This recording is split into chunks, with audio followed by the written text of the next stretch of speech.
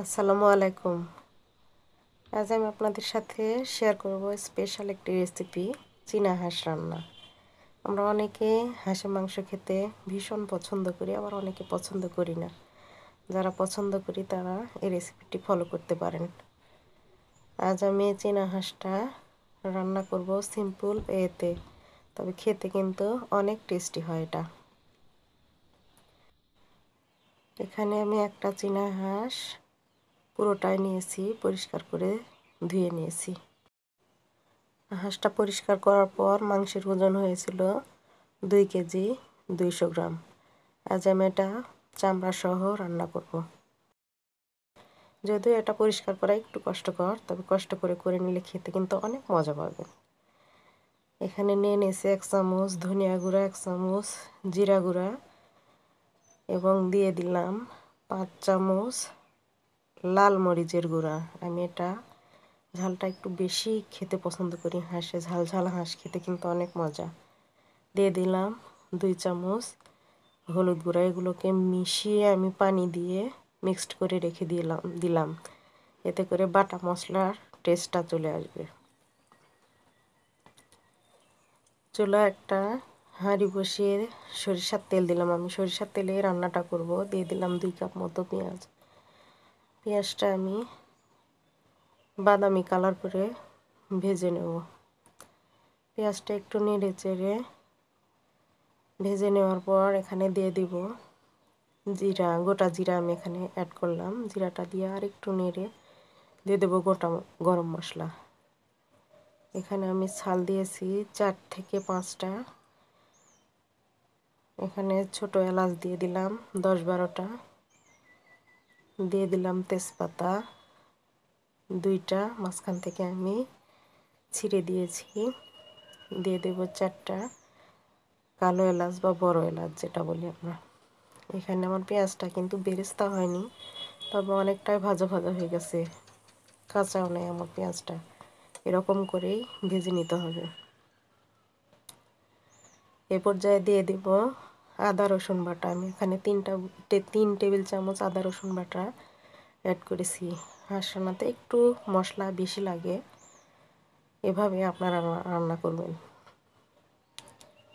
আদা রসুনটা খুব ভালোভাবে ভুনে নেব।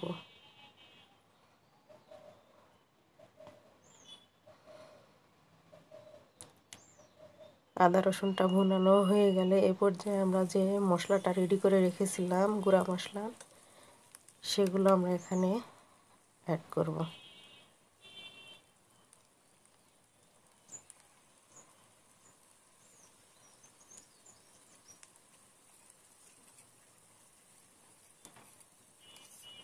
আমি এখানে বাটি দিয়ে একটু মশলাটা কষানোর জন্য পানি অ্যাড করে দেব।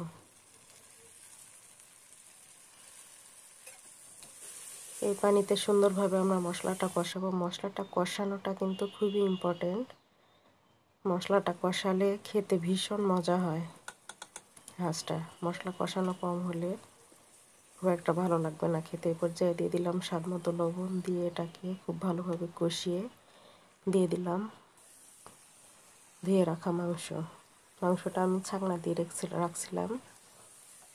মাংসটা দিয়ে 2 থেকে 3 মিনিট এটাকে খুবই ভালোভাবে নেড়েচেড়ে মিশিয়ে নিতে হবে। মশলাটা যখন মেশানো আমার হয়ে গেছে, এই পর্যায়ে কিন্তু আমি কোনো রকম পানি অ্যাড করব না। এই পর্যায়ে আমি ঢাকনা দিয়ে ঢেকে 5 থেকে 7 মিনিট পর ফিরছি। 5-7 মিনিট পর এটাকে আবারও খুব ভালোভাবে উল্টে পাল্টিয়ে দিলাম। এ পর্যায়ে দেখুন মাংস থেকে কিন্তু সুন্দরভাবে পানি ছেড়ে আসছে। এই পানিতে আমরা মাংসটা সিদ্ধ করার জন্য ট্রাই করব, অল্প আঁচে এই পর্যায়ে রান্না করব। আমি এখানে আধা ঘন্টা পর আমাদেরকে দেখাচ্ছি। এর মধ্যে আমি 2-3 বার নেড়ে চেড়ে দিয়েছি। এ পর্যায়ে আমি 4টা রসুন এবং 8-10টা কাঁচামরিচ অ্যাড করে দিয়েছি। এটা আমার 1 ঘন্টা পরে সামান্য একটু পানি দিয়ে আমি ঝোল দিয়ে দিয়েছি। আমার কোনো এক্সট্রা পানি লাগেনি মাংসটা সিদ্ধ করার জন্য। আপনাদের যদি লাগে আপনারা অ্যাড করে নিতে পারেন। এ পর্যায়ে আবারও একটু ঢেকে দিয়ে মিনিট 5 আমি রান্না করব। দেখুন মাংসটা দেখতে কালারটা একটু ক্যামেরায় অন্যরকম লাগছে, তবে কিন্তু এটা এতটা সুন্দর কালার আসছে। এ পর্যায়ে দিয়ে দিলাম গরম মশলা গুঁড়ো এবং বেরেস্তা। আমি এরকমই ঝোলটা রাখতে চাচ্ছি, নামানোর পর কিন্তু এটা মাখা মাখা হয়ে যাবে। খুব একটা ঝোল এখানে নেই, দেখে মনে হচ্ছে ঝোল ঝোল। তবে মাংসের নিচে এরকম ঝোল রেখে আমি নামাবো। দেখুন আমি আধা ঘন্টা পর কিন্তু রসুনটা দিয়েছি, সুন্দরভাবে তাও সিদ্ধ হয়েছে। রসুনটা যদি আপনারা গোটা খেতে চান তবে রান্নার মাঝখানে দিবেন।